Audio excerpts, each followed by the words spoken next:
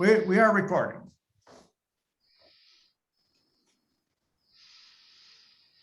Alrighty, so I'm showing you the submission page for a non-existent journal. This is what an author. I will start by pretending to be an author, and well, the very first question is how many authors does my article have, and also there is the possibility of setting up special issues for the journal. So in case that's relevant, I could choose a special issue. But let's say, lovely.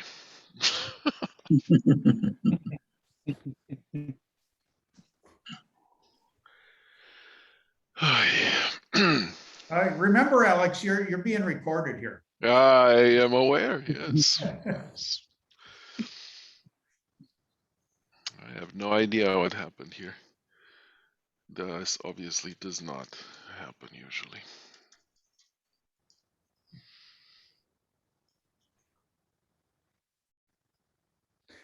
Well, while you are doing that, can I ask if we can customize the landing page? Yes.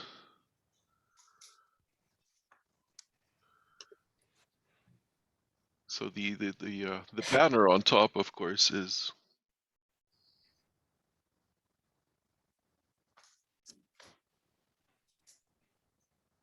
customizable, and so is the text there. Let me try to figure out what.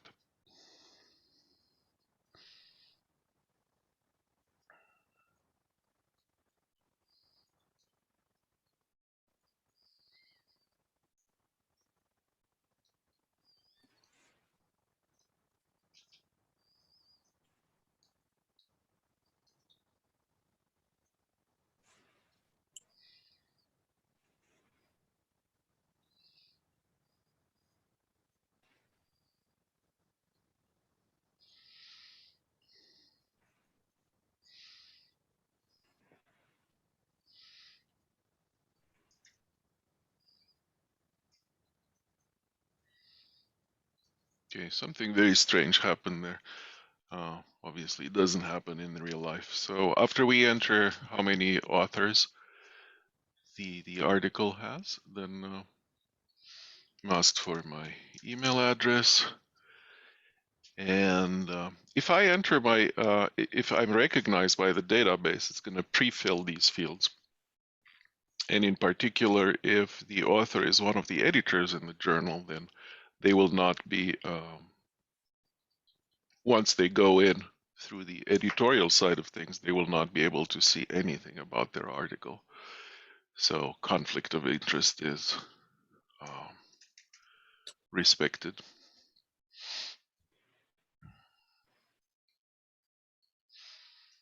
And then I would type my title and mass subject classification. And then I would choose one of these editors.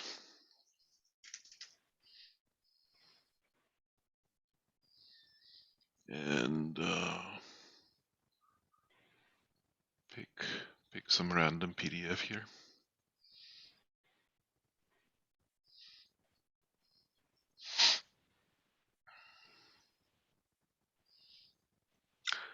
And that's it for the author. One thing to notice is that at no point was I required to register with yet another login, yet another password. Basically, the interactions with EditFlow of authors and referees are done through email. So the author in particular would be sent an email with a bunch of gibberish at the end. And as long as they keep their email account secure, then only they would know how to access this status page. And we think that's good enough security. And pretty much the same for referees. Editors, of course, and staff and decision makers do have to log in with a username and password, but for the most infrequent users of the system, such as authors and referees, we think this is a lot more convenient. So from this status page, an author can, of course, send a message to the journal or to their handling editor.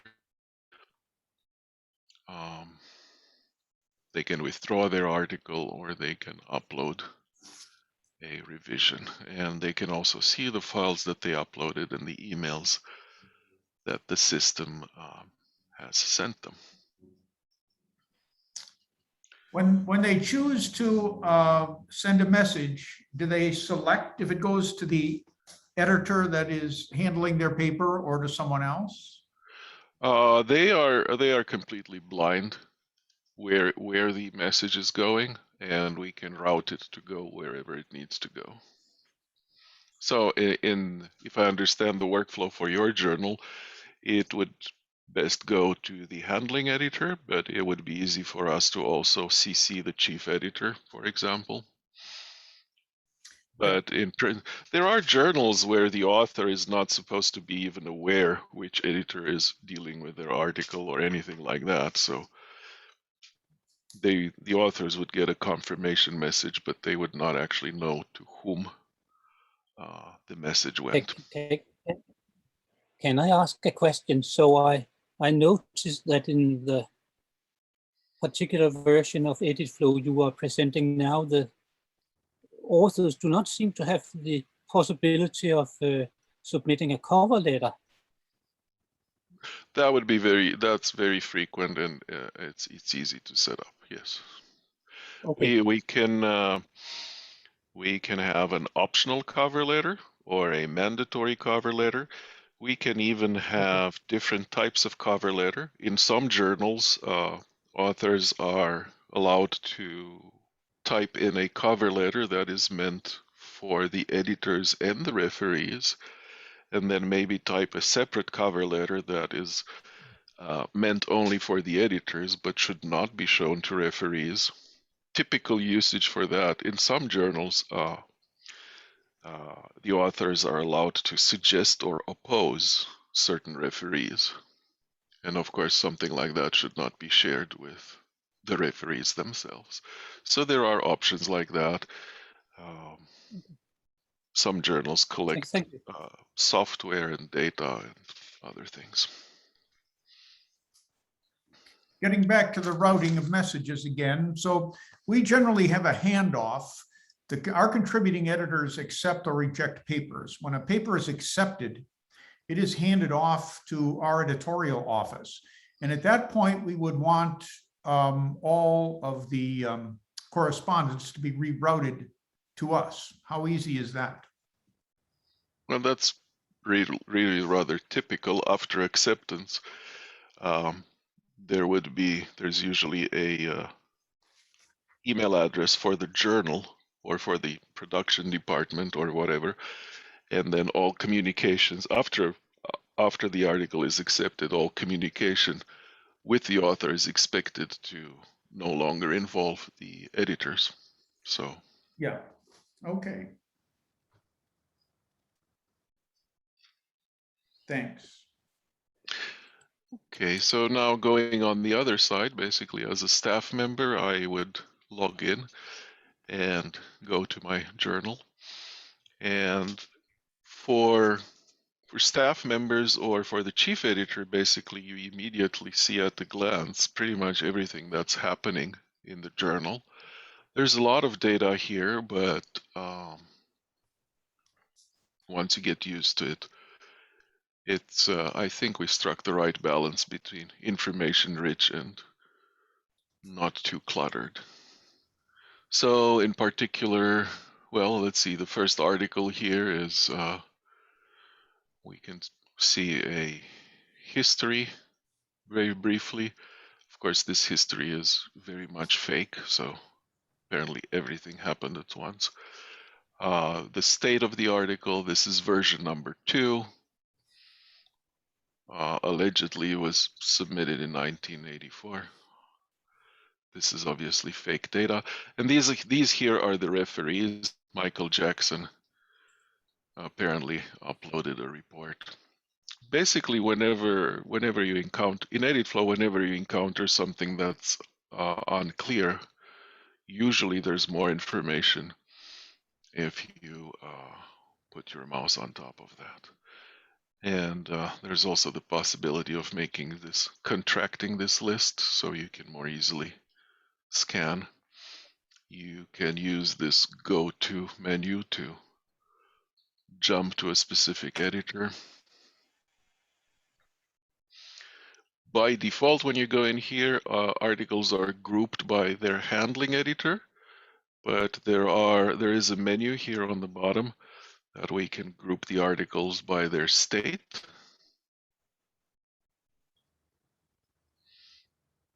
Or just have a flat list. And then you could maybe, I don't know, sort it by the number of pages of the manuscript, or revert that sorting, and well, that would highlight this massive paper of 125 pages apparently.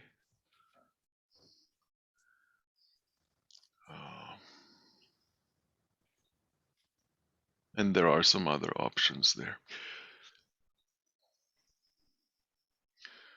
Okay, and now I should, what does a page for one of these articles look like? If I click here, I can sort of, well, I get a bunch of buttons and I see the refereeing activity. There is an optional feature is we can allow editors to sort of just select the referees before they're invited. So it could be like a list of possible future referees if you wish. That's entirely optional. And then there are two types of interactions with external experts. One of them we call advice request or quick opinion. And usually that's something to the tune of, dear Einstein, could you take a quick look at this article and see if it fits the journal at all? Is it even worth bothering a referee to read carefully the article? Just give me your quick opinion after taking a very fast look at the article. And then, of course, there are the full-blown referee requests. These have deadlines and so on, and there usually the outside expert is expected to thoroughly read the article and have a more detailed evaluation.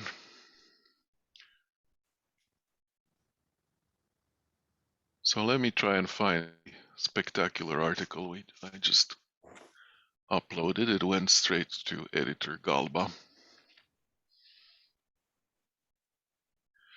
And now I will become editor Galba. I have this ability to quickly proxy. Now, editor Galba himself has a different set of buttons. Now, the exact buttons that show up here are customizable. So if you'd prefer different actions to be available, we can probably customize that. So here, I suppose Galba could come in and take a look at the manuscript, and he could send the article to the chief editor in case the article, does not fit at all Galba's expertise. As an option, maybe this is something that you do not want in your journal. Galba could go ahead and assign the article to a different editor. Well, he can send some messages. There's this feature that I mentioned briefly earlier about, just adding a name to a list. Galba can also, type a little note. This note would be visible to other people who might be seeing this page, but it could still be useful to take notes for yourself about this article. If he selects a referee, Can you select by area, or can a contributing editor have their own group of referees? Or is there a entire list of potential referees organized in some way? So let's see. Maybe let me go ahead and actually request a referee.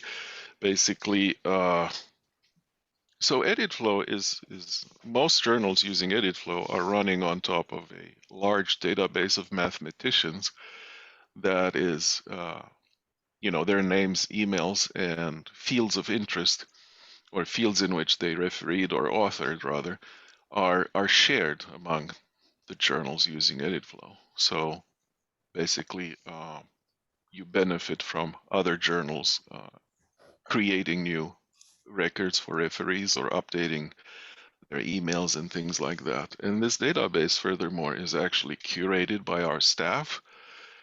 Our staff will get notified when an email sent from EditFlow bounces, and they will try to find a current email address for that person. And of course, if they fail, they would get in touch with the editor who tried to send that email. And the staff also try to remove duplications. If we have a John Smith with one email address or a John Smith with a different email address, that's worth investigating. Maybe they are the same person. So there is a large database that's already here. So for example, I declared an MSC for this article, and there should be, of course, this database is not particularly populated. And they can click here to see other referees that they might have invited in the past, or they can see other referees that the journal might have. They can, of course, search by name, by email, or by a slightly different subject code. And if they do not find the person they have in mind at all, then of course, well, I'll pretend to search here.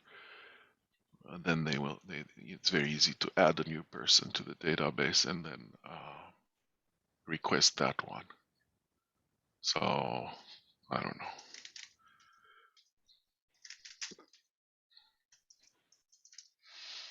Let's say I'm creating a new record. And now I can go ahead and request this person. Of course, if I had found it on the previous list, I could have just clicked on their name and ended up here. So now I'm about to write an email to incomprehensible name here.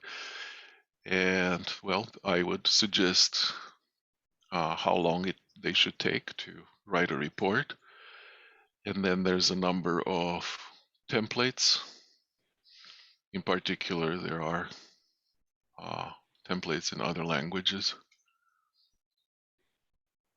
a few of them. Now, are those templates generic, or does each of our contributing editors have their own stable of templates?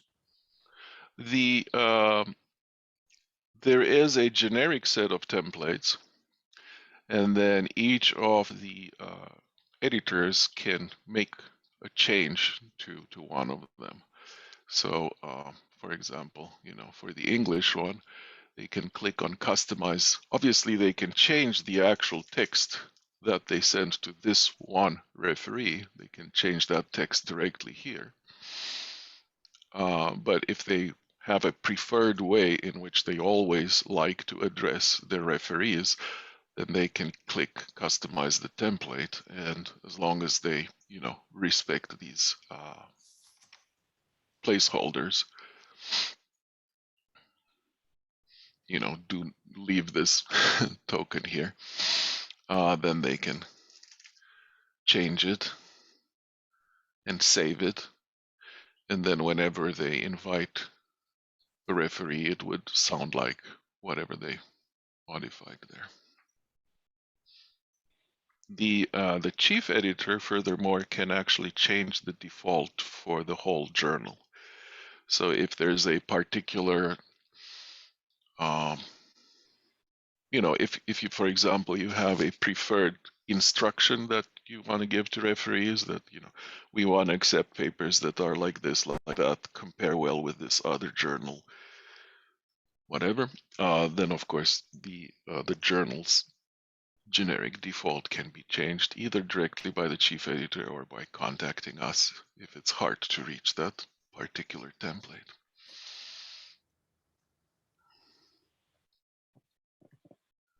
Okay, so I'm going to go ahead and invite, what's his name?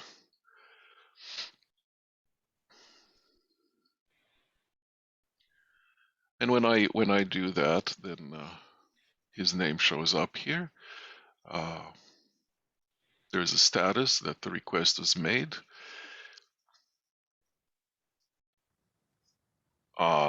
If you want to send him a reminder, you can just click on their name and send them an email. Now, reality being what it is, there's a lot of interactions that happen and will happen outside our software. And we have tried to make it easy for editors to bring that information into EditFlow to capture as much as possible of what's going on with the article. So oftentimes, of course, maybe you communicated outside of EditFlow and already requested a referee. Well, in that case, just click on this record already made request and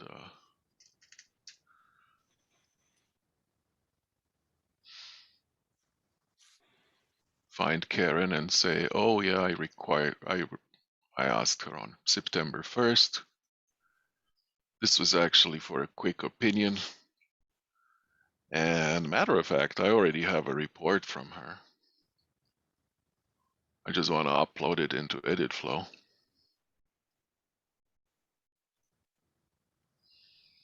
And, either type it in or you can upload, of course, more than one file. And usually referees are asked whether a report can be shared with the authors or not. Oftentimes sometimes the referee writes two reports and one of them is sort of constructive and meant for the author to make their article better or advice or whatever. And then there's maybe a more direct message that's just meant for the editors. This article is garbage. Don't accept it. So anyway, the referee can mark whether a report or other is meant for the author or not.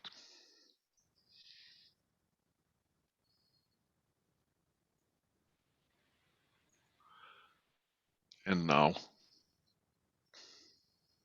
well, we have two reports from Karen. Similarly, now that we invited, what's his name, and he might get back to us and say, I can't deal with this article right now. I mean, they are sent. If we look at the email that was sent to the unnameable referee, they are sent a link. So in principle, the referee could follow this link and say, yes, I can referee it, or no, I cannot referee it. This is not what I do. But, try John Smith instead. Or they can say, yes, I can referee it. It's going to take me 90 days. Or, maybe I'll have it, I don't know, in December. Lars So and Polly, have you used this part of the system? Yes, I use this part of the system almost daily, and I find it very easy to work with. It might seem overwhelming now, but I'm sure that any new system presented in just 20 minutes would seem overwhelming to somebody who doesn't know it. But I have found it very easy to work with and use it almost daily. Soli, I don't know if you have any comments, similar comments. Yes, I also wanted to make a comment about this. So this works quite well according to my experience. Maybe when you want to set up the system, then originally they have this 15 days, 40 days, or 60 days for referring a paper. According to my experience, these default settings are a little bit too low. So according to my experience with referees at the exchange, you usually are not getting referees reports in 60 days. So at least for 90 days, the initial setup would be better. I also raised my hand and I lowered it when you asked about the choice of referees. So actually it is very convenient because what I usually do when I have to pick a referee, I use at Messinet, I try to locate some names. And then usually if you just type in the last name of your choice of your referee, then the EditFlow database is giving you the email address. So it is very convenient. You don't have to hunt down in most of the cases the email addresses of referees. So I think that this part of the system works very well. I also have a customized referee request text. So indeed, as it was mentioned at the very beginning, that it is very easy to adjust a little bit the default referee requesting text according to your taste. So I should admit we are probably the people at EditFlow should be happy, but we are the two editors who are actively using EditFlow and we are pleased with it, and that is why we recommended actually its usage for the exchange as well. So thank you. I will echo what Solid just said. He mentioned, among other things, that it's easy to customize the letter that is sent out to authors. That is really very easy. For instance, if you are sending a letter out to a referee that you don't know personally, you might go for a more formal style, and it's easy to adapt the standard cover letter to a more formal style. And if you send it out to a referee that you already know very well, you might go for a less formal style, and it is easy to just adjust the template to a more informal style. I find it very easy to make all these small adjustments. I do have one comment or one question to Alex, who is presenting it. So one thing I have noticed when I have used EditFlow, talking about referees versus quick opinions, is that when you are sending a paper out to a referee, you ask him to reply within so and so many days, and typically he will, or maybe he will not, but you know within a week or so whether the referee will potentially referee it or not. When you send out a request for a quick opinion, there is no similar, or at least not in the journals I work with, there is no similar request for the referee to send back an acknowledgement saying that he or she will provide the quick opinion within a week or so. And so I often find myself sending out requests for quick opinions to several referees, because the first one or two referees that I have asked simply don't reply. And then maybe 2 or 3 weeks later, I get several quick opinions. That seems like a waste of everybody's time. Is there a way of setting up the system in such a way that when sending out a request for a quick opinion, the referee will be asked to say, yes, I'm willing to give such a quick opinion within a week or two? Not at present. We tried to keep the quick opinions different from the full referee requests. So right now they don't come with a deadline. But we have Well, been I'm not. hearing. I don't think I'm asking for a deadline. Just a quick reply from the referee saying, yes, I'm willing to give a quick opinion within the next, I don't know, 2 or 3 weeks or so. Just so that I, as an editor, know that the referee has read and acknowledged my request. So yes, I agree actually with Lars on this issue that when you receive a paper to referee, then the referee, when receives the request, is kind of sending you an automated answer saying that, yes, I am willing to referee. And in case of the quick opinion, there should be an option that, yes, I am willing to give a quick opinion on this paper, because it happened to me for the Acta Mathematica Hungarica, where I used the EditFlow, that I was sending out for a quick opinion to someone a paper, then I waited for 2 weeks and there was no answer. And I didn't know whether the person is just ignoring or just the quick opinion takes for more than 2 weeks for this person. So thank you, Soli. You explained it much clearer than I did. So thank you.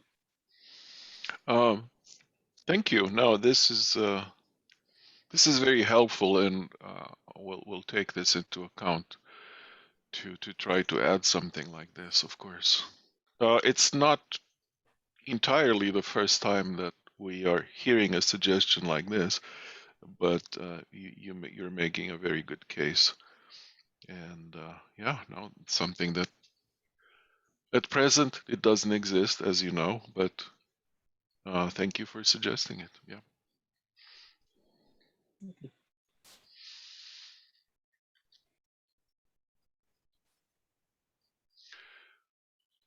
Okay, so the referee. So the referee might follow the instructions and go to this page and accept the assignment and pick a deadline. And by the way, these numbers, they can be changed to whatever your journal prefers, and longer intervals are not at all infrequent.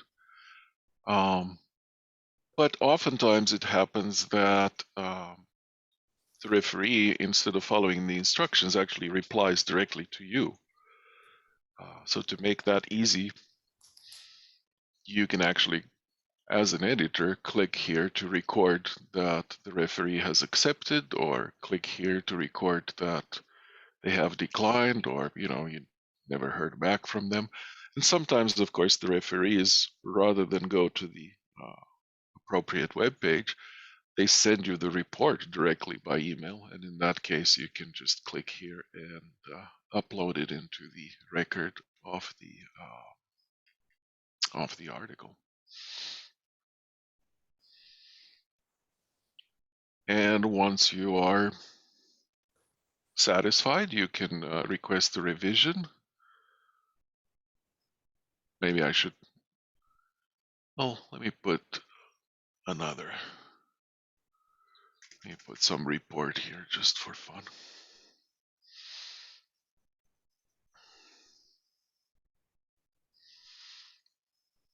Once all the referees are in, these buttons become highlighted because this is the likely next step. In general, just as one of you commented earlier, of course, this presentation tries to show everything quickly and at once. And I'm sorry if I'm going too fast, but in general, we expect basically editors to just go in and do the obvious. We hope they just go in and do the obvious thing, or the obvious next thing, and it's the learning curve. I don't think is particularly may I make steep. a comment right now? So when I started to work for Acta Mathematica Hungarica, I didn't have any kind of tutorial in advance, and I didn't have too big difficulties to get into the system. So sometimes I made some mistakes, but but I think the learning curve was not too low. So you don't have to show everything, because I think that people will get used to it. And I just recognize that if we can, do you hear me? Because there Yes. is some background noise. Probably people not speaking should turn off their microphones, because some background noise is filtering back. So anyway, there is one thing which I can use now and make a comment about it, is that when the whole refereeing process is finished and I request acceptance or rejection, then it may happen sometimes that the chief editor is tries to send me back the paper, because for some reason they believe that the paper should be handled in a different way. And we experienced that this is the step which was difficult. So it's so somehow, if I can make a suggestion to customize this software, then it should be made easier for the chief editor to send back a paper to an editor, to a contributing editor, because, for example, I suggested rejection, and then it turned out that for some reasons they suggested that I should send it out to a third referee, or something like that. So sorry for this interruption, but if I can make That is interesting. That is interesting, because in principle, in journals where the handling editor makes a recommendation to the chief editor or to the whole board, and then it's the chief who makes the actual acceptance. In those journals, the chief editor should already have a button that is called Return to Editor, which does exactly this. It just removes the paper from the recommended state and sends it back to the handling editor for further stuff, further work to be done. Okay. So I'm surprised that the chief found it. In this case, it's very good that you told me, because if in a similar situation, I will tell to the chief editor of Acta Mathematica Hungarica, so you should contact EditFlow for this button. Okay. Okay, thank you, and sorry about this interruption. No, Zoli, that's why you're here, among other reasons. So in principle, I mean, it's a button that we. So it is possible that the chief editor just clicked on your name. I'm pretending to be the chief editor for a second here, and the name of the handling editor shows up at the top. And it's very easy to just send an email to the editor, rather than maybe look for a button that says return to editor. But I'm going to take a look at what's going on in AMH. In this, I can make my comment clearer, that what happened, that the chief editor was sending me an email that I should send it out to a third referee, but unfortunately, after the paper was transferred over to the chief editor, I was unable to send out the paper to a third referee. Only the chief editor was able to send the paper out for a third referee. So somehow I was not getting the rights for selecting a referee were not transferred back to me. And Right. at least in our journal, with the setup of EditFlow for our journal, the editor had a hard time with trying to give me back the rights of selecting referees and sending out the paper after I was making a recommendation or a rejection suggestion.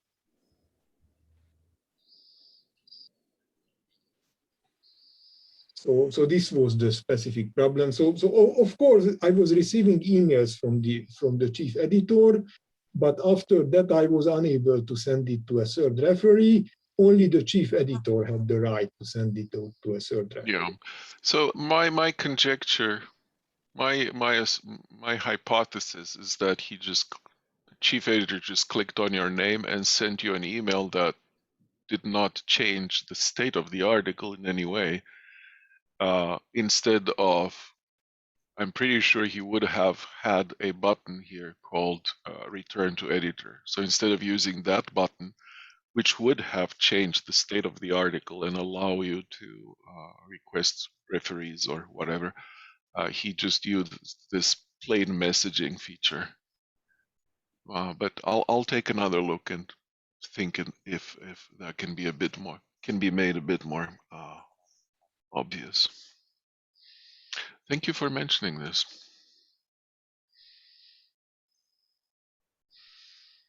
So I guess I can request a revision from the author. Again, the same general rule applies. If you want to contact the author, you can click on their name here and you can write a message to them. But if you actually want to request a revision, please use the button, because that will allow EditFlow to understand that you actually requested a revision. EditFlow cannot know why you're writing to the author.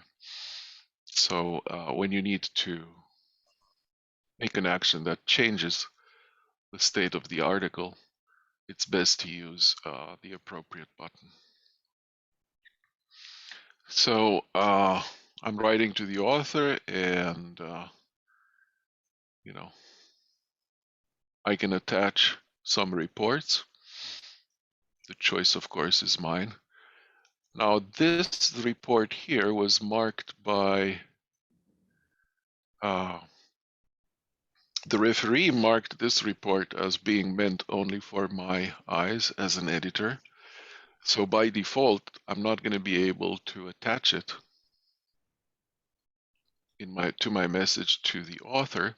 However, I am all powerful. And if I go, this is the report, I can actually change that. So if I click, there's going to be a stern warning, and I can make now this report be shareable with the author. And now when I request the revision, it's possible to attach that report as well. So the referee may have an opinion, but the power is the editor's. Anyway, I'm not going to send any reports right now, but I will request a revision. And now, well, the buttons changed a little bit. And now we're waiting basically for the author to upload the revision. So there's a few other tabs here. There's a tab that basically reviews the amazing things we've done so far, the history of the article. There's a tab that basically lists all the emails that were sent. And for certain boards, there's also a discussion thread where the editors can discuss articles and so on. If I understand correctly, editors in the Exchange are acting completely independently, so this is probably not an interesting feature. Okay, so let's see. The author was sent a link to upload the revision, and if the author follows this link, then they can explain in what ways this new version is better and upload. Actually, although the contributing editors do make the decisions, there is a substantial amount of discussion about particular articles with our office. So because if you get something refereed by 2 referees and they have somewhat conflicting comments, then often I get involved. And so we get that discussion. So that definitely would be used. Okay. Another thing that happens that's similar to Zoli, but sort of what Zoli said, but the opposite, is that a paper is accepted, and then after it's accepted,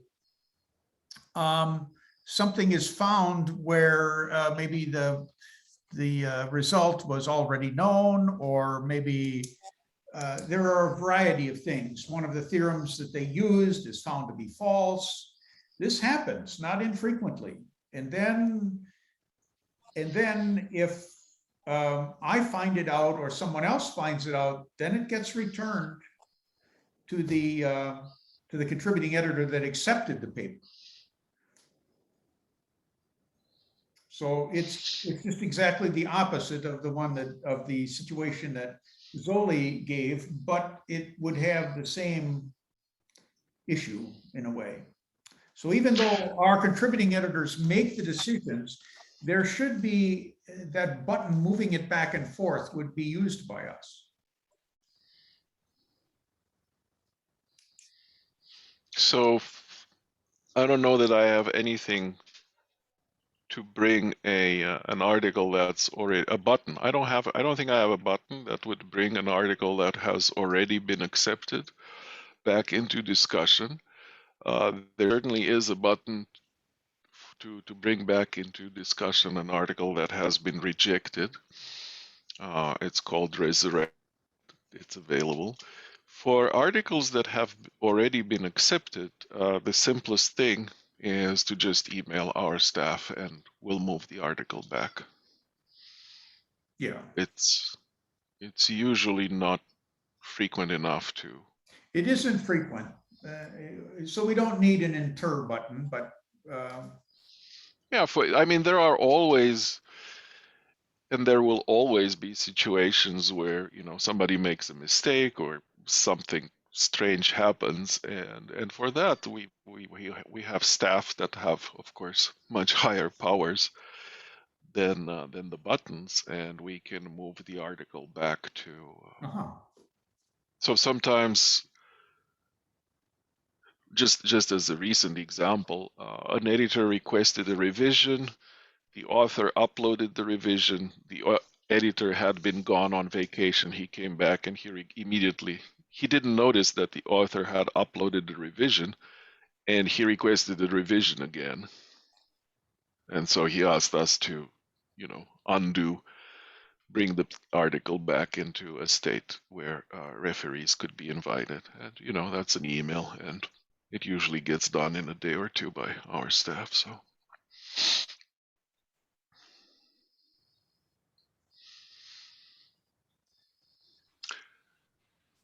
So I was pretending to be the author uploading a revision here, and I guess I'm ready to do that. And then as an editor, second version and the amazing revision letter are shown up here, and there is indeed a button that allows me to quickly send the new version to all the previous referees. I can even send it back to the person that's just asked for a quick opinion, and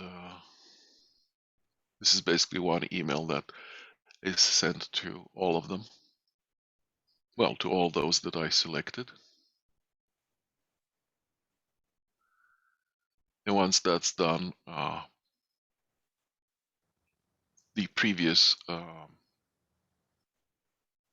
referees are listed under the new version, and well, the whole cycle starts again. Either the referees follow the links that they were sent and upload reports, or the editor uploads the reports on their behalf. And then at the end, the editor would click on accept. In this case, because we had just invited requested these referees to read the new version, it will be strongly suggested that we also write to the referees and tell them, you know, in the meantime, I have decided to make a decision without waiting for your report. And I can customize those emails sent to dismiss the referees. And then, of course, the main message is to the author, explaining that their article has been accepted. And of course, you might want to change this template with your requirements about what kind of tech files you need and so on, and the copyright form and all those. Yes, and at this point, what other changes are made? The communication stream changes at this point? Yeah. And is the copyright form embedded into the software, or is it something that is it part of this letter? Our copyright form is So there are two options. One option would be to tell the author, go on the web and download the form and, you know, mail it or whatever to this address, whatever the procedure is. The other option, if the copyright form is a stable, then we can configure EditFlow to send a separate email right after this acceptance email that sends the author the copyright form and gives them more instructions. We don't collect the actual copyright forms, and we don't make sure that they're properly signed or anything like that. So the copyright form, the authors should be instructed to send the copyright form to, I guess, your office somehow. So it cannot be uploaded. No, not at present.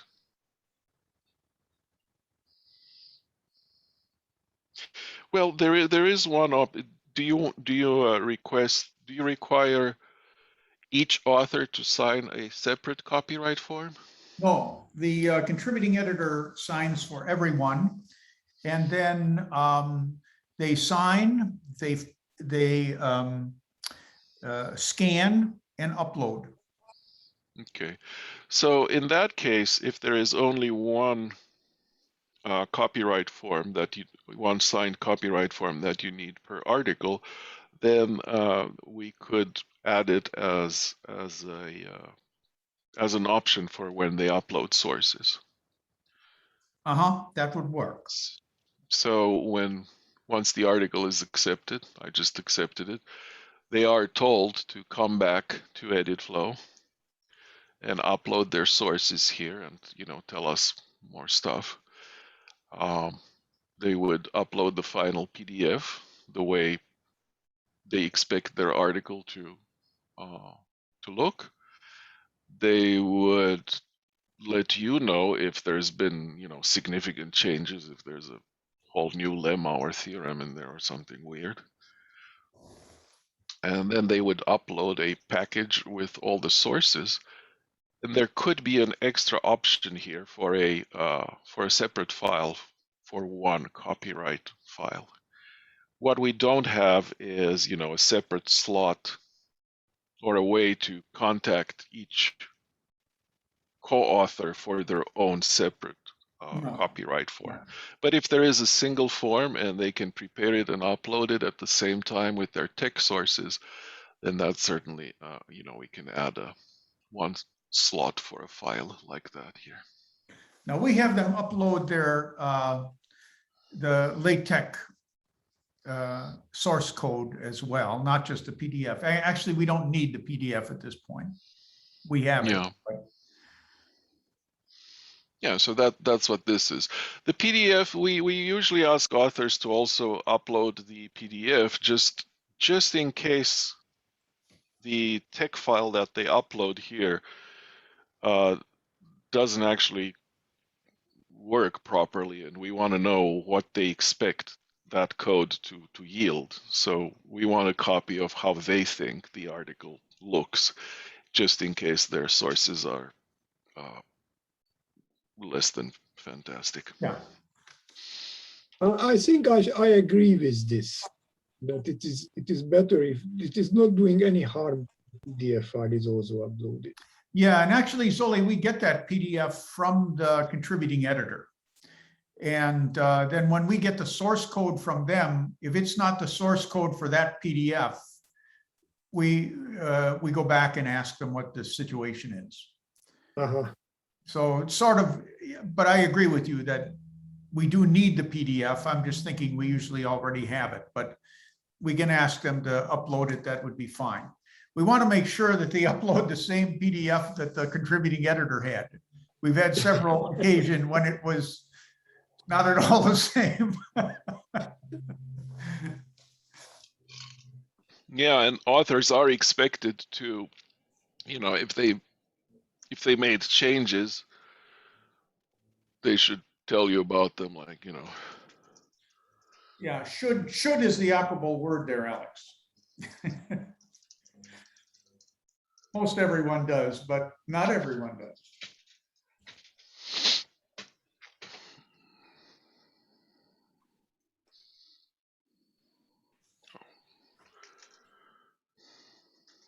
We also collect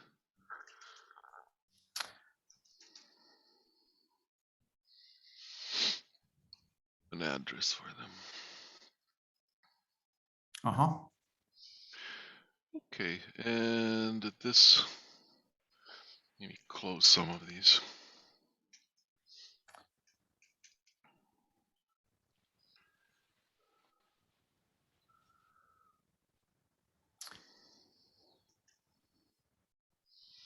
At this point, the article has disappeared from the list of submitted articles and has moved on to the list of accepted articles. Sorry, I think I interrupted you.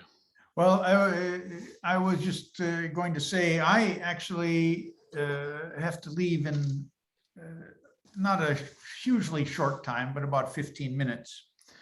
But I had some questions about what happens at the end when our office puts these in a particular volume issue.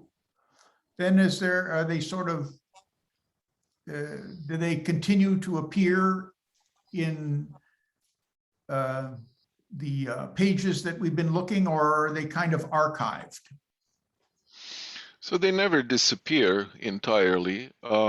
There's various options, and you can continue to use some of EditFlow for, let's say, record keeping and so on, or you can just, you know, do everything outside of EditFlow.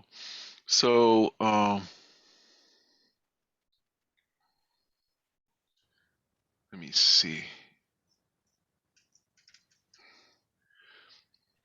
If I go in with a production staff role, there is the option for me to, you know, take a look, download these files and take a look at them and see what the author uploaded and see if they're, you know, actually usable. And then there is this option to sort of communicate with the author and either tell them,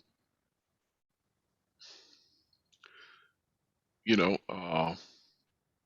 your sources are great, we are proceeding, congrats, you'll hear from us later. Or there's the option to tell them that, well, you know, your sources are not very good, and there's some pre-made verbiage here, what it is that does not qualify. And then, of course, essentially, we are asking the author to try again to upload their sources. So there is the option of having this type of interaction inside EditFlow. Of course, you don't have to. I mean, you can do this entirely outside EditFlow. And then assuming that the sources get approved, then what EditFlow usually does is to in case you're set up like this, EditFlow can try to transfer these sources to an FTP server of yours, to a machine of yours. So EditFlow has already packaged basically all the versions, all the previous versions of the article, and the sources and the copyright form and everything else that the author uploaded into one zip file, together with a file that contains some metadata about the article. You know, when it was, some dates, who was the handling editor, when the first version was received, when it was accepted, what math subject classifications did the author declare, that kind of stuff. Anyway, all of that is packed into this so-called production bundle, and EditFlow can be instructed to try to copy that to your machine so that you can start processing it. Of course, you can also click here and download it directly. This And is, then later, so this is done article by article, and at this point, EditFlow is basically finished with the production process? pretty much, I mean, you can still use EditFlow for record keeping. So for example, you could come back here if you want to have a complete record for this article. Once the article is published, you could come back here and say, you know, it was published in volume 22. Okay, and put in If you want. Uh-huh. If you want to have a complete data. But yeah, EditFlow sees its task to help with the peer review, and there's not a lot that it does after acceptance. Yeah, once an article is accepted for us, it goes through two versions of copy editing. It goes through technical copy editing, which can be substantial.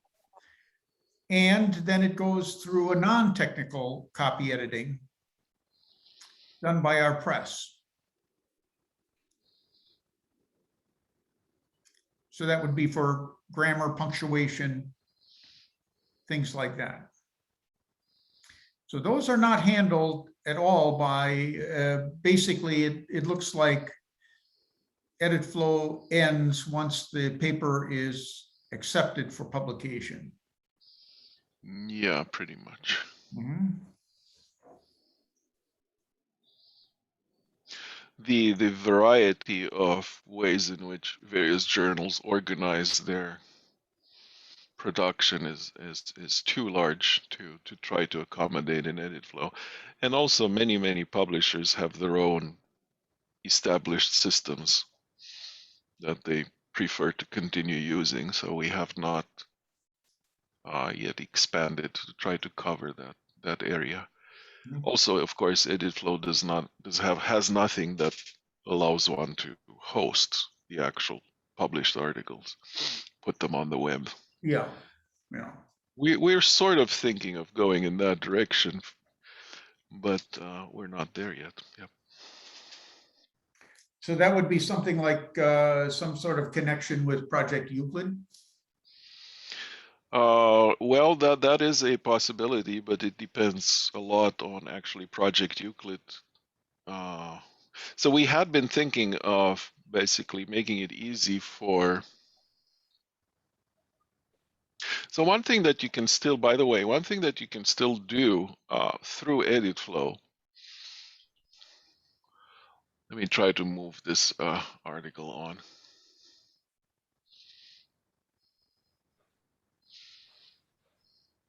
So one thing that you can do through EditFlow is to upload proofs and send those proofs to the author. So once the article is recorded as being in production here in EditFlow, you could upload proofs.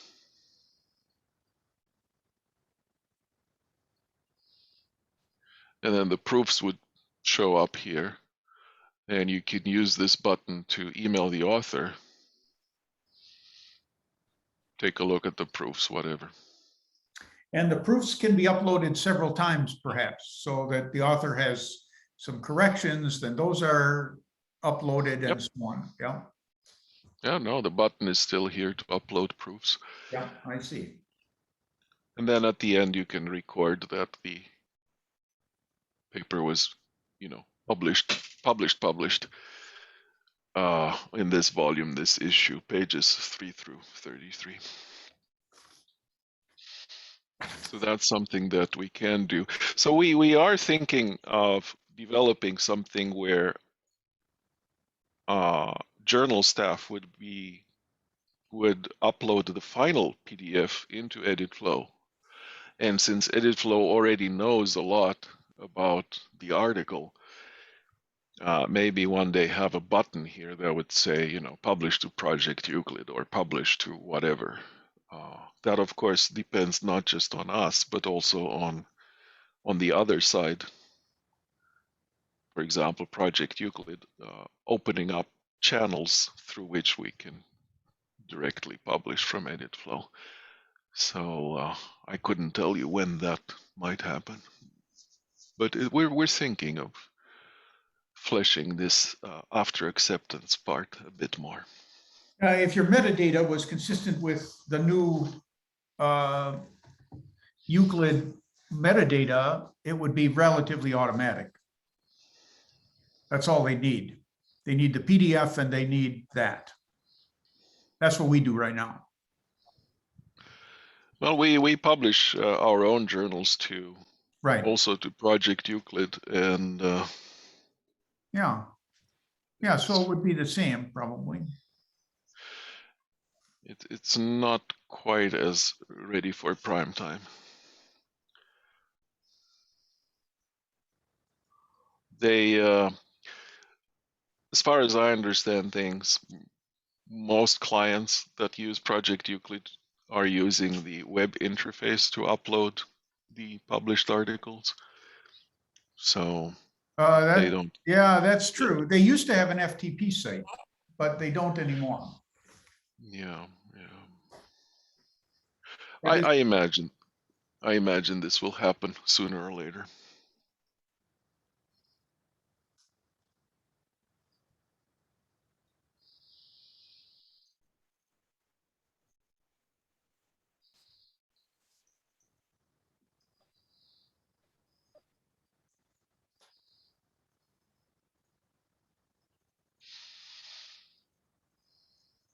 And of course, there are options about visibility.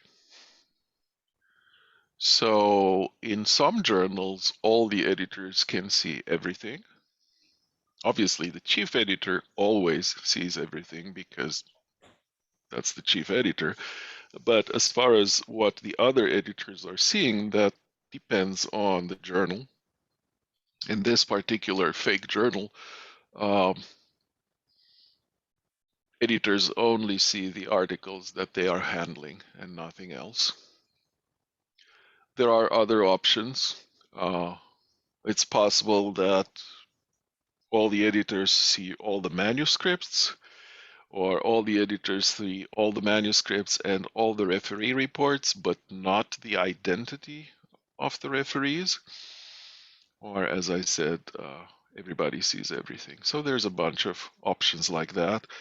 And of course, it's very easy for us to accommodate other workflows where some rather typical, it's that a handling editor makes a recommendation, doesn't actually accept or reject, but maybe makes a recommendation, and either the chief editor accepts or rejects, or the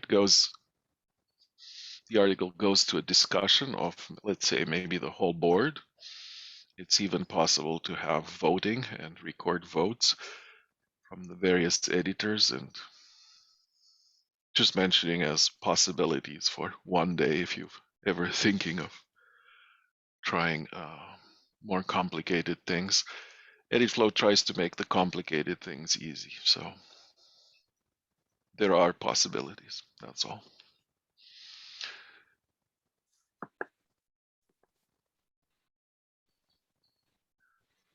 I don't know if there's anything else that comes to my mind for showing you, but you must have questions. Bruce, are you still here? We lost Bruce. He probably had class. He already sent a chat saying Oh, that he did. He had to leave.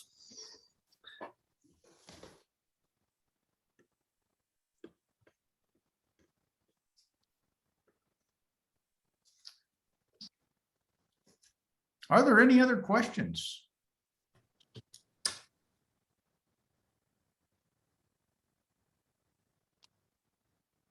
Actually, this is just one more comment to Alex, that as a referee and as an author, I also like what you mentioned, that you are not doing this password and registration business, you are just giving a secure link.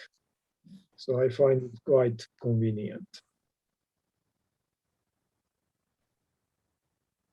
Thank you.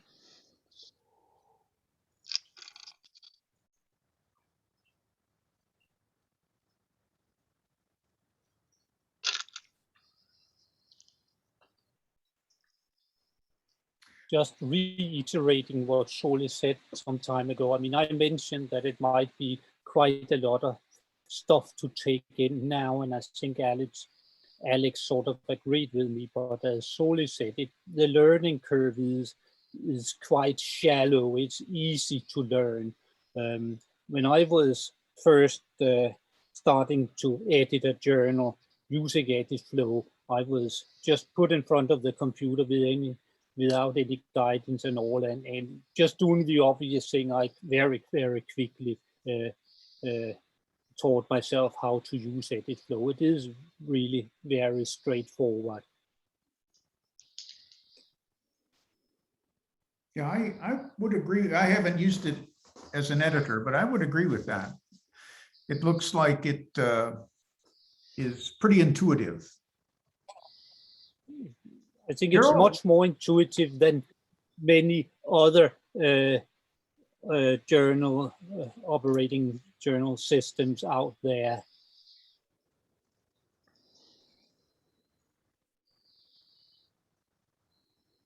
Miro, what do you have any questions or?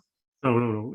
I agree that it seems that the system is quite user-friendly and intuitive. Yeah. No questions. Okay. So Alex, I'd particularly like to thank you for putting this together so quickly for us. And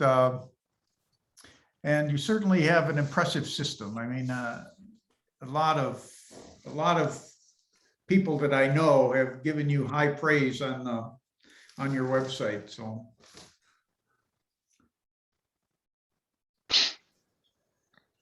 Well, thank you. I will, assuming the best outcome here, I will probably send you the list of data that I would need to set up.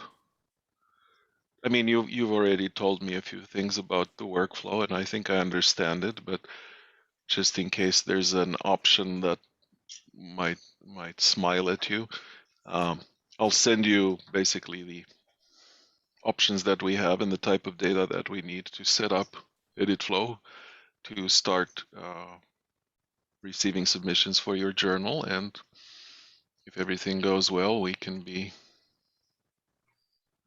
once all the OKs and data are collected, we can be up and running in 2 weeks or less. Okay, it will be a little longer because of my schedule. I will basically be gone until the 29th.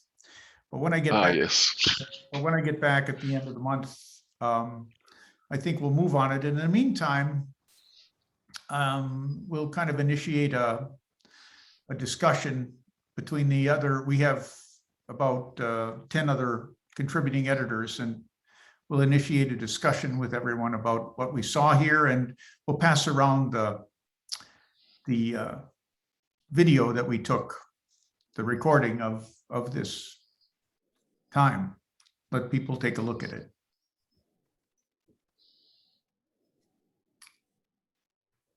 It's a very impressive author list that you're showing.